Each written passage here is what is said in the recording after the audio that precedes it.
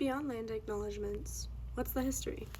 For week one, I chose one of my favorite places back home, which is called the Bridge to Nowhere. It's a really, really awesome place that I would just go to take a second to breathe, be myself, get the time that I need, read, draw, hang out with friends, and whatnot. And I just talked about how that spot was placed to me by my sister, and how before I left for here, I entrusted that spot to another one of my friends who really needed it. So the Bridge to Nowhere is a really awesome little spot in Santa Barbara, California. Basically, it's turned into a really awesome hiking trail, but the history behind that specific spot is they were gonna build a bunch of houses up there and whatnot, but they built the bridge and they built a little piece of the road, and then the project was canceled. Don't know why, but the project was canceled. Since then, it's just turned into a really cool spot for people to go hike, because there's a really awesome trail up there. Stargaze, there's not much light, it's at the top of a hill, so it's really nice to just go there and be able to do whatever you want. With that little bit of backstory out of the way, let me get back into the Santa Barbara thing. So Santa Barbara is built and thrives on Chumash land, and me personally, as someone who grew up there, I think we're really good with our land acknowledgements and always talking about, the people who called this place home before we arrived, the people who made this place home for all of us.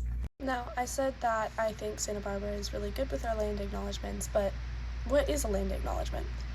A land acknowledgement is an intentional, well-researched, and formal statement that acknowledges the history and existence of the indigenous people who lived on the land before us. So a land acknowledgement is essentially, at least what I believe, some type of written thing, like a sign or something on Chico State to honor the Mechoopda people. They have a land acknowledgement statement at the bottom of the Chico homepage, but we have signs everywhere in Santa Barbara, and we have a few museums and whatnot scattered around that are for the history of our land specifically. So to find out this information in a more academic manner, instead of just based off of my previous knowledge, I used native-land.ca, which is a really great place to see all of the tribes and whatnot that have lived in California, and their places specifically. For example, this is Santa Barbara, and if you hover over it, it says Chumash land. We have more specific tribes as well, such as our island tribes and our little bit more inland tribes and whatnot. And then another example, this is Chico, and we can see the Mechoopda right here, as well as a few other tribes surrounding.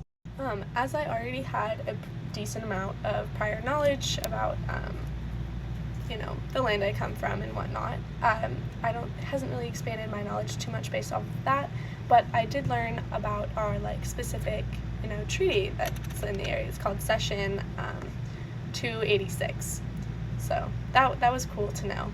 And then also knowing the more in detail smaller tribes and whatnot, or not smaller tribes, but the more specific ones. Anyway, that is all for my submission for writing exercise 4, Beyond Land Acknowledgement, and I hope you have a great day. Bye.